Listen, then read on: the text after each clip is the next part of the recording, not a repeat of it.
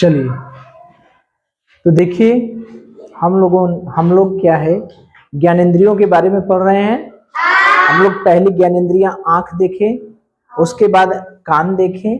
आज हम लोग देखेंगे नाक के बारे में, जिसको हम लोग क्या कहते हैं, नोज। ये क्या है, घ्राण इंद्रिय।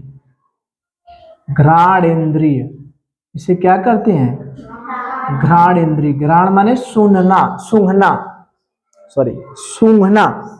इसका मतलब क्या है, सूंघना, यही है ना। तो ऐसी इंद्री जिससे हम लोग सूंघने का काम करते हैं। किसका काम करते हैं, सूंघने का। तो एक प्रश्न तो यही से बनता है कि नाक का क्या काम है, तो क्या काम है, सूंघना। आंख का काम क्या है, देखना, ठीक है। कान का काम क्या है, सुनना, और नाक का काम क्या है, सूंघना। तो हम लोग देखते हैं कि हम लोग नाक से सूंघने का काम करते हैं। तो ये नाक जो है, जब हम लोग श्वसन मार्ग पढ़े थे, श्वसन तंत्र पढ़े थे, तो उसमें देखे थे कि ये जो नासिका, ये जो नासा मार्ग है, ये जो नाक है, अंदर जाके एक गुहा में खुलती है, जिसे नासा गुहा कहते हैं। पढ़े, नासा गुहा कहते हैं। वही नासा गुहा आगे जाकर ग्रसनी और ग्रास नली, ठीक है, ग्रसनी से होते हुए दो फेफड़ों में खुल जाती थी, यही ना है। ये जो है ग्रसनी, ये नासा गुहा है। नासा गुहा, नासिका, नासा गुहा, ग्रसनी से होते हुए ये कहाँ चली जाती थी, फेफड़े में। यानी नाक का बहुत बड़ा रोल है। सूंघने के साथ साथ श्वसन क्रिया भी हम लोग कैसे करते हैं, नाक से ही सांस लेते हैं ना। तो क्या नाक बंद कर देंगे तो सांस नहीं ले पाएंगे, कैसे लेंगे, मुंह से सांस लेंगे। लेकिन सांस लेने का जो मेन अंग है वो क्या है, नाक है।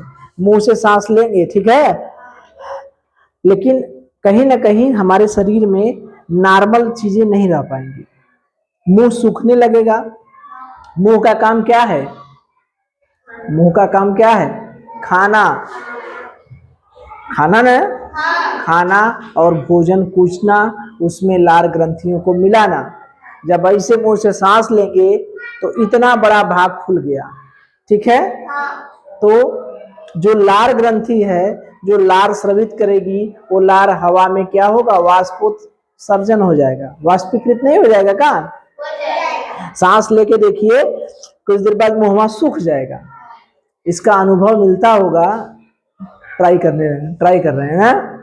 अरे जब सर्दी पकड़ती है, तो जब सर्दी पकड़ता है तो दोनों ये नाक क्या है, जाम हो जाता है। तो उस समय हम कैसे सांस लेते हैं, मुंह से। जब तक एक नाक खुली रहती है तब तक तो गलीमत है, बढ़िया से सांस ले पाते हैं, ठीक है।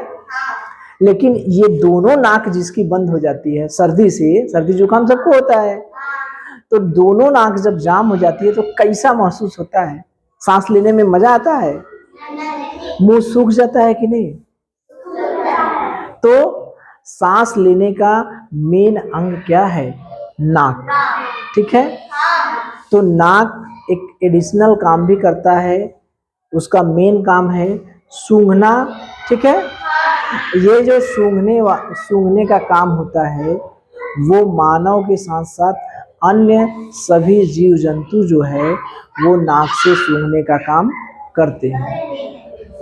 कुछ जीव जंतु में जो सूंघने वाली कोशिकाएं होती हैं, न्यूरॉन होते हैं, अभी हम उसके बारे में पढ़ेंगे, जो हमें सूंघने की सूचना देती हैं कि ये चीज किस रंग का, किस गंध का है, इसमें कौन सी गंध है, जो हमें सूचना देती हैं कोशिकाओं के बारे में तो पढ़े हैं। जैसे घर का निर्माण कैसे होता है, ईंट से, उसी हमारे शरीर का निर्माण कैसे होता है, कोशिकाओं से होता है ना। तो जो हमारे गंध वाली कोशिकाएं हैं वो मनुष्य में तो पाई जाती हैं, लेकिन मनुष्य से ज्यादा भी कुछ जीव जंतु हैं जिसमें पाई जाती है। जैसे क्या है? कुत्ता, क्या है? कुत्ता, बिल्ली, ठीक है, और चूहा भी। कहीं भी रखे रहिए सामान, कहीं कितनों छुपा के अनाज का दाना रखे रहिए, चूहे को पता चल जाता है। दूध कहीं भी रखिए, अब बिल्ली सूंघ के चली जाती है, पता है ना। तो कुत्ता जो है, कुत्ता के बारे में तो कुछ कहना ही नहीं है। कुत्ता हम लोग अपने पाठ में भी पढ़े हैं कि कुत्ता विस्फोटक सामग्री का पता लगाता है, चोरों का पता लगाता है, कुत्तों से के द्वारा खोजा जाता है ना, चोरों का पता लगाया जाता है। तो कुत्ते में ये जो गंध वाली जो कोशिकाएं हैं वो कुत्ते में क्या है? बहुत ज्यादा होती है, ठीक है। बिल्ली में क्या है? बहुत ज्यादा होती है। चूहे में क्या है? बहुत ज्यादा, आदमी से कहीं ज्यादा होती है, ठीक है। तो हम ये समझ गए कि नाक से हम सूंघने का काम करते हैं, ठीक है। वास्तव में नाक का काम सूंघना ही होता है, क्योंकि जब ज्ञानेंद्रियां पढ़ते हैं तो नाक का काम क्या है? सूंघना। सांस लेने को हम लोग सांस ले सकते हैं, नाक बंद कर देंगे तो सांस ले सकते हैं, कैसे? मुंह से। अब मुंह भी बंद कर देंगे तब, नाक भी बंद कर दीजिए, मुंह भी बंद कर दीजिए, तब क्या होगा? हाँ, सांस नहीं ले पाएंगे। लेकिन डॉक्टर के पास जाएंगे तो डॉक्टर एकदम छेद करेगा, कहाँ? ग्रसनी में, यही ना है, ग्रसनी लेके जाती है। नाक में से सांस ले आती है। अगर यही ना ग्रसनी और ग्रास नली दोनों का मुंह एक साथ खुला रहता है, मिला रहता है, पढ़े हैं ना। जब बोलते समय हम खाना खाते हैं तो हमारा खाना जो है ग्रसनी के बजाय ग्रास नली के बजाय कहाँ पहुंच जाता है? ग्रसनी में, यानी सांस लेने वाली नली में पहुंच जाता है, तो हमें दिक्कत होता है ना। तो अगर मान लीजिए ये ग्रसनी भी बंद हो जाए, नासिका भी बंद हो जाए, मुंह भी बंद हो जाए, तो हमें सांस लेने के लिए डॉक्टर भाई या तो मर जाएंगे।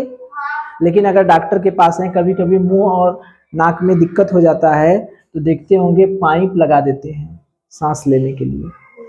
तो भोजन मुंह में दिक्कत हो जाता है तो खाने के लिए भी छेद कर देते हैं इसी में, देखे हैं? जिनके मुंह में नहीं देखे हैं, टीबी उबी में भी नहीं देखे हैं। अरे जिसके मुंह में कोई दिक्कत हो गया वो नहीं खा पा रहा है, कैसे खाएगा? सोचिए, जिसके मुंह में कोई दिक्कत हो गया वो नहीं खा पा रहा है तो कैसे खाएगा, कैसे जिंदा रहेगा? उसके गले में छेद कर देते हैं, छेद करके पाइप घुसा देते हैं, उसी पाइप से ग्रास नली से होते हुए आमाशय में चला जाएगा। भोजन न पहुंचाना है ना, बात समझ में आ रही है? तो ये नाक से हम लोग किसका काम करते हैं? मेन काम है क्या? सूंघना, ठीक है। तो देखिए, जब अपनी नाक का संरचना देखेंगे तो नाक के आगे 2 छिद्र होते हैं, ठीक है। छिद्र है ना, इसे कहते हैं नासा छिद्र, नॉस्ट्रिल। इंग्लिश में कहते हैं नॉस्ट्रिल और हिंदी में कहते हैं नासा छिद्र। क्या कहते हैं? नासा छिद्र, नॉस्ट्रिल या नासा छिद्र।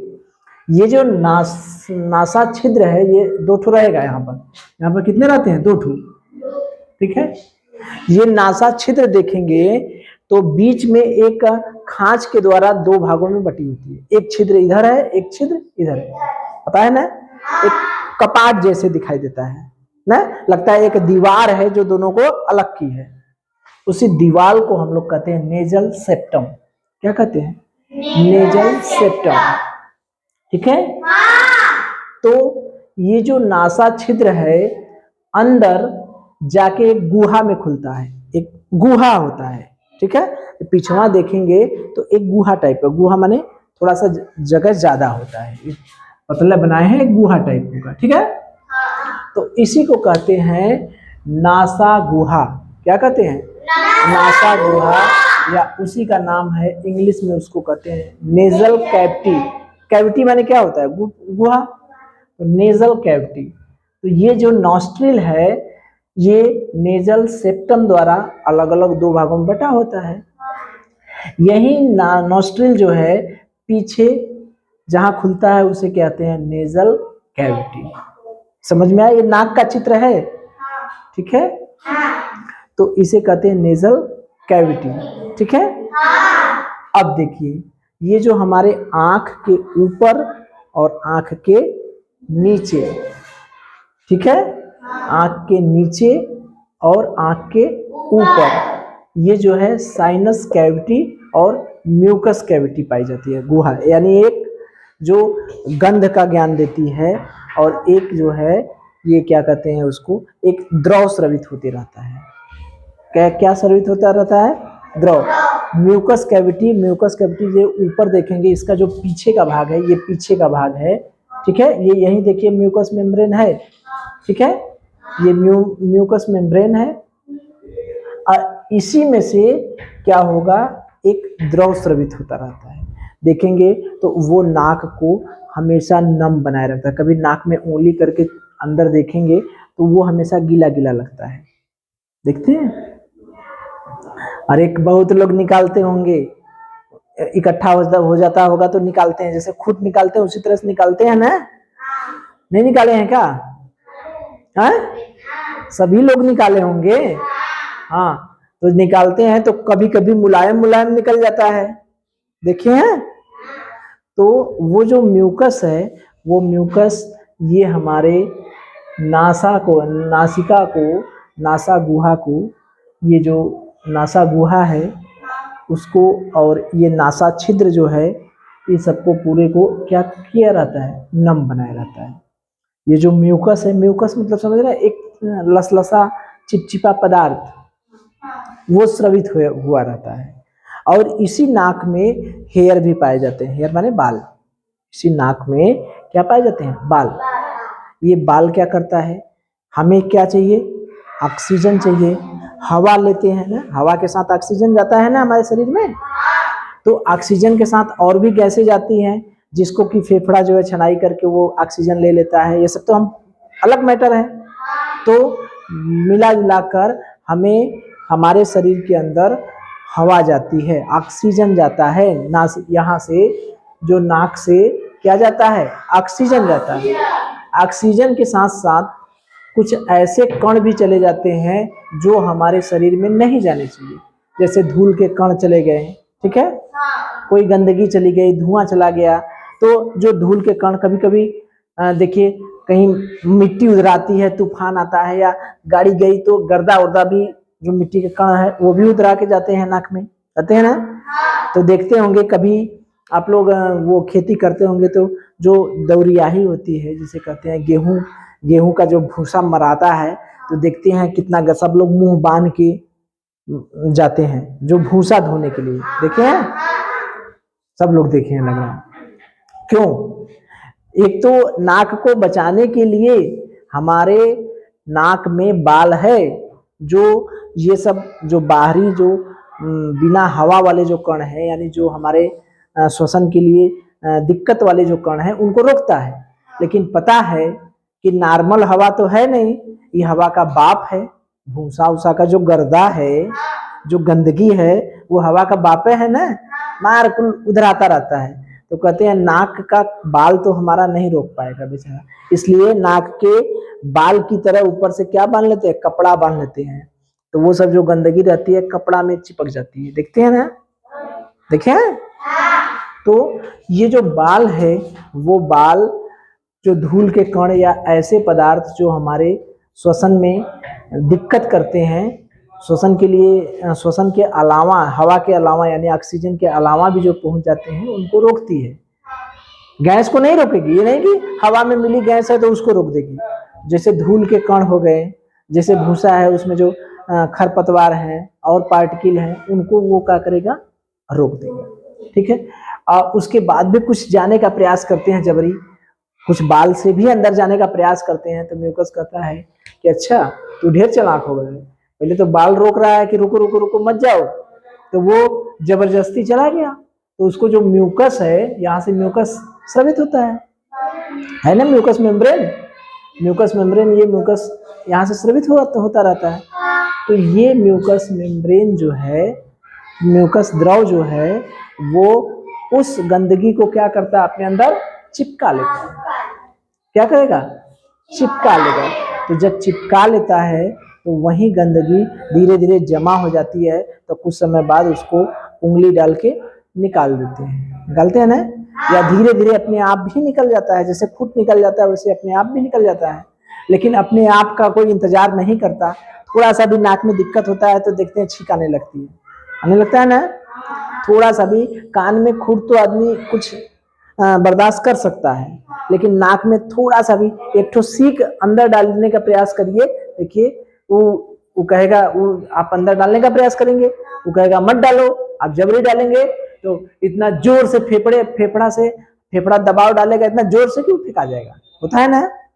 जो छींक आती है क्यों आती है, इसलिए आती है ना। तो वो क्या करता है, इसको चिपका लेता है, जिसको बाहर निकाल देते हैं, ठीक है। तो ये देखिए, जो ये हमने इस चित्र का मतलब समझ गए। ये नासा छिद्र है, इसमें नेजल सेप्टम है जो दोनों को अलग करता है, ये नेजल कैविटी जो पीछे है, ठीक है। और नेजल कैविटी जो है ये म्यूकस मेम्ब्रेन और साइनस कैविटी दोनों से जुड़ी रहती है। दो ठो आंख के ऊपर रहता है और दो ठो आंख के नीचे। ये नाक के ऊपर, नाक का जो भाग है वो आंख के ऊपर भी है और थोड़ा सा नीचे भी है। तो इनकी संख्या 4 होती है, कैविटी 4 होती है, 2 ठो साइनस कैविटी और 2 ठो म्यूकस कैविटी, ठीक है। तो ये जो म्यूकस स्रवित होता रहता है, तो ये स्ट्रक्चर तो समझ गए, ये संरचना तो समझ गए। अब देखिए, जब नाक से जो हवा आती है, ये हवा को दिखाने के लिए किया गया है, ठीक है, कि जब नाक से हवा आती है तो कभी कभी गर्म हवा आती है, कभी ठंडी हवा आती है, होता होगा ना। कभी हवा बड़ी तेज से आती है। तो जो हवा आती है तो इसके देखिए, ये नेजल सेप्टम है, ये वही भाग है, ये नॉस्ट्रिल है, ये नॉस्ट्रिल है, ठीक है, ये नॉस्ट्रिल है, और ये क्या है, नेजल सेप्टम,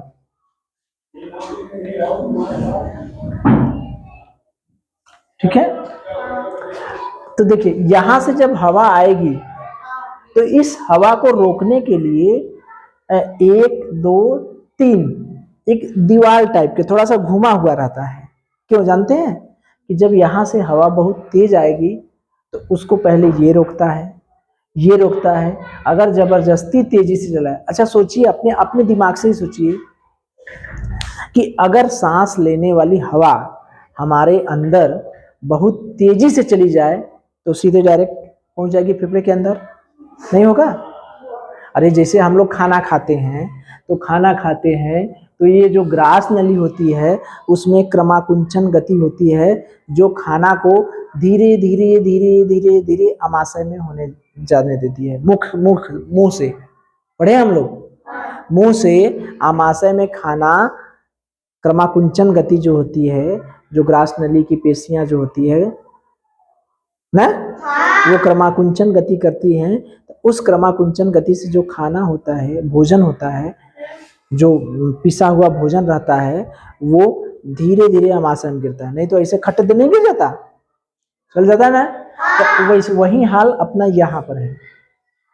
ये जो नाक से हवा चलती है वो हवा तेजी से सांस लेते हैं हम लोग, ले रहे हैं, तेजी में हवा जा रही है, लेकिन उस हवा को पहले ये रोकता है, थोड़ा रोकने का प्रयास करता है। कौन सा है, इंफीरियर मीटस, ठीक है, इंफीरियर मीटस, ये है मिडिल मीटस और ये है सुपीरियर मीटस, ठीक है। तो ये एक तरह से ये हवा को रोकने के लिए थोड़ा सा ये नाक की बनावट रहती है, इस तरह से अंदर जो है इस तरह से बना होता है कि ये हवा को थोड़ा सा रोके।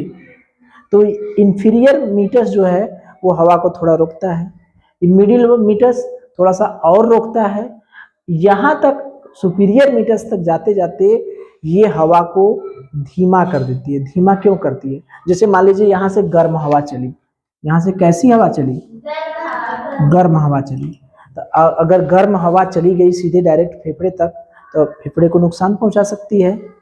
तो ये क्या करती है कि ये गर्म हवा यहाँ से टकराते टकराते इसके जो ताप है, ये जो हवा का ताप है, उस हवा का ताप शरीर के तापमान के बराबर कर देती है। शरीर का तापमान हमारा जो 37 डिग्री सेल्सियस है उसके बराबर कर देती है।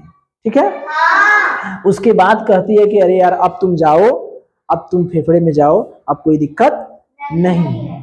बात समझ में आई? तो इतना भाग हम लोग समझ गए। अब देखिए, जैसे हम लोग सांस लेते हैं, तो सांस लेते हैं तो हमें जो सुगंध है वो कैसे सुनाई देती है। जैसे मान लीजिए एक गुलाब का फूल है, गुलाब खुशबू के लिए गुलाब है, बढ़िया है, या कोई परफ्यूम छिड़क दिया, ठीक है, तो गुलाब के फूल है। अगर मान लीजिए मैंने नाक के पास कोई गुलाब का फूल रख दिया, अब देखिए मुझे गुलाब तो बनाने आ नहीं रहा है, ठीक है, ये कोई फूल है सुगंध युक्त, गुलाब, चंपा, चमेली, गुड़हल या बेला, ठीक है, तो ये कोई सुगंध है। तो ये सुगंध क्या करती है, ये सुगंध के कण, जैसे सुगंध कैसे आती है, सुगंध कैसे आती है, जैसे मान लीजिए वहीं पर अगरबत्ती जला देते हैं हम लोग, ठीक है, अगरबत्ती जला देते हैं तो वहां से सुगंध हमारे नाक तक कैसे आती है। अभी नाक तक आना है, अभी नाक तक आना है, अभी नाक के अंदर नहीं जाना है। कैसे? मान लीजिए एक कमरा है, ये कमरा है, इस कमरे के अंदर हमने यहाँ पर अगरबत्ती सुलगा दिया,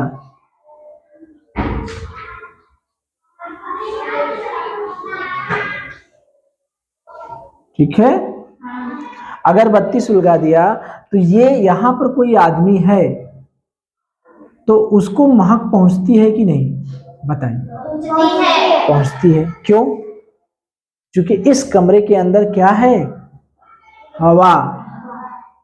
ये हवा, ये जो सुगंध है वो इस कण को मिला तो मारे खुशी के लगता है नाचने, ठीक है, कि अरे यार हमको तो बड़ी बढ़िया खुशबू मिल गई, ठीक है, तो वो तो ये क्या करता है, अपने पड़ोसियों को बताता है, ठीक है, तो जिसको पता चलता है, जो उसके पास आता है वो भी महक का मजा लेता है। सब ये बात धीरे धीरे हल्ला मच गई कि अरे यार बड़ा बढ़िया खुशबू आ रहा है।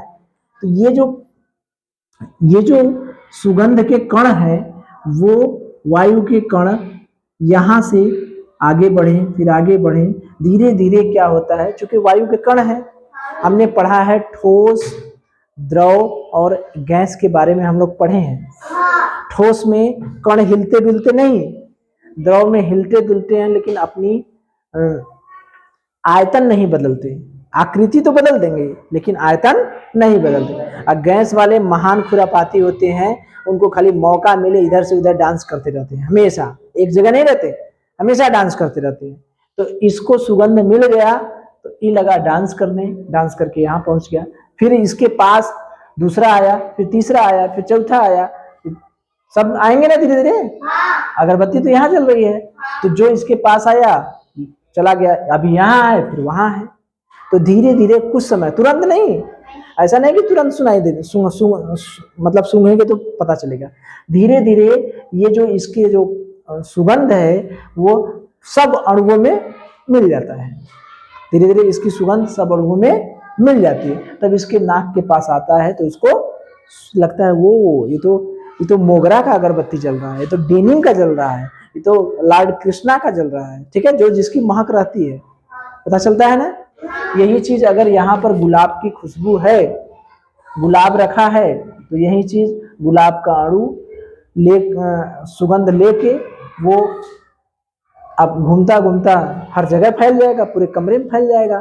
तो वो वहां पर कोई आदमी है तो उसको समझ में आएगा वो वहां पर कहीं गुलाब रखा है यार, पता चल जाएगा ना कि पूरा कमरा तो गुलाब की सुगंध है। तो नाक के पास हमारे सुगंध कैसे आया ये तो देख लिए, ठीक। अब नाक के अंदर कैसे जाएगा, नाक के अंदर हवा के माध्यम से कहाँ गया, नासा छिद्र से होते हुए नासा गुहा में गया, ठीक है। इसी नासा गुहा में ऑल्फैक्टरी बल्ब होते हैं, ऑल्फैक्टरी बल्ब मतलब समझ रहे, रोआ, रोएदार, ठीक है। रोए नहीं समझ में आ रहा है तो ये समझिए कि गंध को ग्रहण करने के लिए रोए सदृश संरचना होती है। ठीक है, ये ऑल्फैक्टरी बल्ब जो होते हैं ये रोए सदृश संरचनाएं निकली रहती हैं। वो उस गंध, ये कोशिकाओं की बनी होती है, इसमें असंख्य कोशिकाएं होती हैं सब। ये कोशिकाएं जो गंध रहती है, जैसे मान लीजिए गुलाब है, तो ये रोआ यहाँ से जब नासा गुहा में आया तो इसी के जस्ट ऊपर रहती हैं ये। ठीक है, इसमें रोए जैसी संरचना रहती है, बाल जैसी संरचना रहती है, उसमें अनेक कोशिकाएं रहती हैं। इसको कहते हैं कि ये सुगंध ग्रहण करने वाली कोशिकाएं। कैसी कोशिकाएं? सुगंध ग्रहण करने वाली कोशिकाएं। तो ये इसी को कहते हैं ऑल्फैक्टरी बल्ब। ठीक है, इसका कांटेक्ट होता है ब्रेन से। ब्रेन माने मस्तिष्क। ठीक है, इसका कांटेक्ट किससे होता है? मस्तिष्क से। ये जो ऑल्फैक्टरी बल्ब होती है इसका संबंध होता है मस्तिष्क से। तो रुआ ग्रहण कर लिया, कहा वो ये तो गुलाब की खुशबू है, तो तुरंत मस्तिष्क को भेजा। मस्तिष्क को कैसे भेजेगा? सूचनाएं भेजने के लिए हम जानते हैं न्यूरॉन्स होते हैं। न्यूरॉन्स मतलब तंत्रिका कोशिकाएं। न्यूरॉन्स मतलब तंत्रिका कोशिकाएं। ठीक है, ये जो तंत्रिका कोशिकाएं, जैसे नहीं हमारे पैर में कांटा गड़ गया, अभी हम लोग पढ़ रहे थे ना, तो कांटा गड़ गया तो यहाँ से जो न्यूरॉन्स निकलेंगी, तंत्रिकाएं निकलती रहती है, हमारे मस्तिष्क तक जाती हैं। और सब सूचना तो वही मस्तिष्क है ना बताएगा। चाहे जहाँ से कोई घटना हो, चाहे नाक में हो, कान में हो, आंख में हो, कहीं कुछ हो, सूचना मस्तिष्क तक पहुंचनी है। वो सूचना कौन पहुंचाएगा? तंत्रिका कोशिका पहुंचाएंगी, यानी न्यूरॉन्स पहुंचाएंगे। तो यही है ऑल्फैक्टरी न्यूरॉन्स, यानी ये जो ऑल्फैक्टरी बल्ब से जो तंत्रिकाएं निकली रहती हैं उसी को कहते हैं ऑल्फैक्टरी न्यूरॉन। ये न्यूरॉन्स मस्तिष्क तक सूचना पहुंचाती है। मस्तिष्क कहता है वो ये तो गुलाब की खुशबू है, तो बताता है कि अच्छा बच्चा ये किसकी खुशबू है? गुलाब की। इतना प्रोसेस होता है तब हमें क्या करता है, पता चलता है कि हम सूंघ के हमको उस चीज का पता चलता है। बात समझ में आई? तो सूंघने की क्रियाविधि क्या है? यहाँ से जो किसी वस्तु का से सुगंध आया तो हवा के माध्यम से, हवा के अणुओं के माध्यम से वो कहाँ आता है? नासा छिद्र तक। नासा छिद्र के माध्यम से नासा गुहा में आता है। इस नासा गुहा में अगर हवा के अतिरिक्त कोई ऐसे कण हैं जो अंदर जाने लायक नहीं है, उनको पहले तो ये नासिका में ये जो बाल पाए जाते हैं, नाक में जो बाल पाए जाते हैं, वो रोकने का प्रयास करते हैं। ठीक, उसके बाद यहाँ पर नासा गुहा में नाक के पीछे म्यूकस भी स्रवित होता रहता है, वो उसको अपने अंदर चिपका लेता है। ठीक है, इसका मतलब हवा शुद्ध हो गई। तो उस हवा में जो भी गंध रहेगी उसके नासा गुहा के ऊपर ये ऑल्फैक्टरी बल्ब पाए जाते हैं, रोए सदृश संरचनाएं रहती हैं, वो गंध का ज्ञान कराती है। यही गंध का ज्ञान यही कराएंगी। ठीक है, तो ये जो है इसके अंदर से गंध को ले लेती है। गंध को ले लेंगी तो क्या करेंगी? तंत्रिकाओं के माध्यम से, यानी ऑल्फैक्टरी न्यूरॉन्स के माध्यम से किसको पहुंचाएंगी? मस्तिष्क को। मस्तिष्क कहेगा कि भैया ये गुलाब की खुशबू है, तब मस्तिष्क उसको आइडेंटिफाई करेगा ना, मस्तिष्क बताएगा ना क्या है। जैसे आंख से हम लोग देखते थे तो ये जो है ब्लैक बोर्ड सफेद कलर का है, अब हमारे आंख से तंत्रिकाएं निकली हैं, तंत्रिकाएं गई बताई कि ये सफेद रंग का है, तब ना बताया। ये सब बहुत कम समय में होती है। तो वही हाल इसका है। तो नाक के बारे में कुछ समझ में आया? तो प्रश्न तो बहुत उस तरह से नहीं इसमें बनेंगे। ठीक है, अभी और आगे बताएंगे तो उसमें प्रश्न बनेंगे। बस अर्थ ये है कि नाक के दोनों जो छिद्र हैं सामने से दिखाई देते हैं उसको क्या कहते हैं? नॉस्ट्रिल या नासा छिद्र। ठीक है, जो खांच दोनों छिद्रों को अलग करती है उसे क्या कहते हैं? Nasal septum. ठीक है, जो नाक के अंदर जो द्रव स्रवित होता रहता है वो क्या रहता है? म्यूकस। ठीक है, तो इससे प्रश्न नहीं बनते हैं। प्रश्न ये बनते हैं कि नाक का मेन काम क्या है। क्या है? सूंघना। सबसे अधिक जो सूंघने की क्षमता किसमें होती है? कुत्ता, गाय, भैंस, बंदर। किसमें? कुत्ता। मनुष्य ज्यादा सूंघने की क्षमता होती है। सूंघने वाले जो संवेदी अंग हैं वो मनुष्य में ज्यादा पाए जाते हैं। सूंघने वाली जो कोशिकाएं हैं वो मनुष्य में ज्यादा होती हैं कि कुत्ते में ज्यादा होती है? ठीक है। तो चलिए देखिए, जब जुकाम हो जाता है तो हमें कोई चीज सूंघते हैं तो बढ़िया से नहीं सुनाई। गुलाब का फूल अगर सूंघेंगे सर्दी में तो पता नहीं चलेगा, लगेगा सबकी गंध एक जैसी है। क्यों? क्योंकि पता है गुलाब महका। देखिए ना, वाह, ठीक है। देखिए हमको इस समय सर्दी नहीं हुआ है तो ये गुलाब की फूल की महक पता चल रहा है, ठीक है। लेकिन अगर यही सर्दी होता तो ये महक हमारे अंदर जाती? जाने को तो जाती, लेकिन होता क्या है, महक तो जेबे करेगी। ऐसा तो नहीं है कि नहीं जाएगी। इसका मतलब सर्दी में हम लोग सांस नहीं लेते, जब नाक जाम हो जाएगा तब नहीं ले पाएंगे। लेकिन सर्दी में अगर नाक से हवा ले रहे हैं, कितने गुलाब है जी, ठीक है। तो क्या होती है, तो ये जो नासा मार्ग में जो इपिथीलियम है, ठीक है, ये इपिथीलियम है जो हड्डी है, ठीक है, जो इपिथीलियम है वही हमारी क्या है, सूज जाती है, ठीक है। तो इससे हमें गंध नहीं मिल पाती। या ऐसे समझ लीजिए कि जो गंध देने वाली कोशिकाएं हैं, जब हमें सर्दी होती है तो वो कोशिकाएं ठीक से काम नहीं कर पाती, ठीक है, अच्छे से काम नहीं करती। जो गंध ले जाने वाली कोशिकाएं हैं वो, और तो देखिए वो जो जैसे सर्दी जुकाम हो गया तो जो वहाँ पर, अभी चित्र तो नहीं था, पहले दिखाए थे ना, कि जो ऑल्फैक्टरी बल्ब थी, ठीक है, ये नाक में पीछे जहाँ नासा गुहा है वहां पर म्यूकस भी स्रावित होता है और वहीं पर ऑल्फैक्टरी बल्ब पाई जाती है। उसी ऑल्फैक्टरी बल्ब से ऑल्फैक्टरी नर्व से निकली रहती है, जिसमें न्यूरॉन, ऑल्फैक्टरी न्यूरॉन्स, वही न्यूरॉन ब्रेन तक सूचना पहुंचाती है। तो ऑल्फैक्टरी बल्ब माने जो कोशिकाओं में जो रोए रहती हैं उसी को ऑल्फैक्टरी बल्ब कहते हैं। तो वो जब सर्दी जुकाम होता है तो वो ऑल्फैक्टरी बल्ब बढ़िया से काम नहीं करती है। तो जो ऑल्फैक्टरी न्यूरॉन्स हैं वो सूचना नहीं पहुंचा, ये बल्ब ठीक से काम नहीं करेगा। रोआ जो है, घ्राण सुगंध वाली जो कोशिकाएं हैं, जो ऑल्फैक्टरी बल्ब हैं, वो बल्ब ठीक से काम नहीं करेंगी तो वो गंध को ले ही नहीं पाएंगी। तो जब गंध को ले ही नहीं पाएंगी तो वो ऑल्फैक्टरी न्यूरॉन्स को क्या पहुंचाएंगी, मस्तिष्क क्या बताएगा, उसको खुद नहीं पता है तो वो दूसरे को क्या बताएगा। तो वही ये है कि नासा मार्ग की एपिथीलियम जो है सर्दी में क्या होती है, सूज जाती है, इसीलिए हमें गंध का आभास नहीं होता।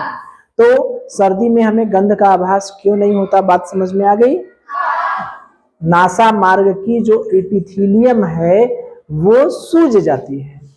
ऐसे नहीं समझ में आ रहा है तो इतना तो याद रहेगा कि जो सूंघने वाली कोशिकाएं हैं, ठीक है, ऑल्फैक्टरी बल्ब हैं, सूंघने वाली जो कोशिकाएं हैं ऑल्फैक्टरी बल्ब हैं, वो अच्छे से काम नहीं करती। अच्छे से काम नहीं करती तो वो ऑल्फैक्टरी न्यूरॉन के माध्यम से मस्तिष्क को सूचना भी नहीं भेज पाएंगी। तो पता कैसे चलेगा, पता नहीं चलेगा, ठीक है। तो सूजन आ जाती है, ठीक है। इसीलिए देखिए सर्दी में ये हमारे अंदर ऐसी क्षमता रहती है, नाक के अंदर, पूरे शरीर के अंदर ऐसी क्षमता रहती है कि बहुत से छोटे छोटे रोगों को अपने आप सही कर देती है। लेकिन अगर सर्दी 3 दिन 4 दिन 1 हफ्ते में नहीं सही होता है तो हमें दवा खाते हैं तो वो उस सूजन को क्या करती है, कम कर देती है, सही कर देती है। तो जो हमारे ऑल्फैक्टरी बल्ब हैं वो अच्छे से काम करने लगते हैं, ऑल्फैक्टरी न्यूरॉन तक सूचनाएं अच्छे से पहुंचेंगी, वो सूचनाएं मस्तिष्क तक पहुंचेगी और हमें सुगंध का ज्ञान हो जाएगा, ठीक है। इसी वजह से कोरोना में देखिए कितना डिस्टर्ब था ना। कोरोना में सर्दी भी हो रहा था तो लोग दवा खा रहे थे तुरंत कि सही हो जाए। हाँ चलिए, अच्छा वो कोरोना तो अलग बात है। कोरोना पूरा का पूरा श्वसन का मैटर है, बताए होंगे शायद। श्वसन में हमने बताया होगा कोरोना जो है कैसे फेफड़े की दीवारों में जाकर चपक जा रहा था, जिससे कोशिकाओं तक ऑक्सीजन नहीं पहुंच पा रहा था ना, बताए थे ना। चलिए, तो एक ही चीज अगर हम बहुत देर तक सूंघते हैं, जैसे कोई सुगंध है हम बहुत देर तक सूंघते रहते हैं तो कुछ समय बाद वो हमें महकता नहीं है। बात समझ में आ रही क्या कर रहे हैं? जैसे मान लीजिए एक कमरे में कोई परफ्यूम छिड़क दिया, ठीक, तो बाहर से आएंगे तो हमें लगेगा कि कमरे में कोई ना कोई महक है, लेकिन उसी कमरे में हम देर तक रहेंगे तो लगेगा कि नहीं यार कुछ नहीं महक रहा है। ऐसा होता है, जो महक रहती है वो समाप्त हो जाती है। समाप्त नहीं होती महक, बाहर से कोई आएगा तो उसको महक सुनाई देगी, बाहर से कोई आएगा कमरे में तो उसको महक लगेगा, लेकिन चूंकि आप कमरे में हैं तो घ्राण की अंदर ऐसी क्षमता है, जैसे अनुकूलन नहीं होता, अनुकूलन का मतलब हमारा शरीर हम ठंडी रहता है तो अपने आप एडजस्ट कर लेता है, तो इसी घ्राण जो है घ्राण अनुकूलन होता है। एक होता है शब्द घ्राण अनुकूलन, ठीक है। इसमें नाक जो है अगर बहुत देर तक, अरे थोड़ा बहुत गंध सूंघेगा, अभी कहिए कि ढेर सा गंध सूंघेंगे तो वो कहेगा कि ऐसा है, ढेर सा गंध सूंघेंगे तो हमको दिक्कत नहीं होगा, तो कुछ समय के बाद वो क्या है समाप्त कर देता है, मतलब सूंघने वो जो है अपने आप वो जो महक रहती है महक को अंदर नहीं जाने देता, मतलब जाने देगा लेकिन वो तंत्रिकाएं उस तक सूचना नहीं पहुंचाएंगी, ठीक है। तो मतलब ये अनुकूलन के कारण घ्राण बहुत ज्यादा सुगंध में गए तो कुछ देर तक तो सुगंध लगेगा, लेकिन ये सोचिए कि हमेशा उसी में रहे तो आपको लगेगा कि हम कुछ महक ही नहीं रहा है, ठीक है। तो वो घ्राण अनुकूलन के कारण होता है, ठीक है। और घ्राण कोशिकाएं और स्वाद कोशिकाएं, ये इसमें सबसे ज्यादा जो है संवेदी रसायन के प्रति सक्रिय कौन होता है, तो घ्राण वाली, स्वाद वाली नहीं होती। स्वाद मतलब जीभ वाला, तो घ्राण कोशिकाएं जो होती हैं स्वाद कोशिकाओं की तुलना में अधिक संवेदी रसायन होती है। इसका पता कैसे चलेगा?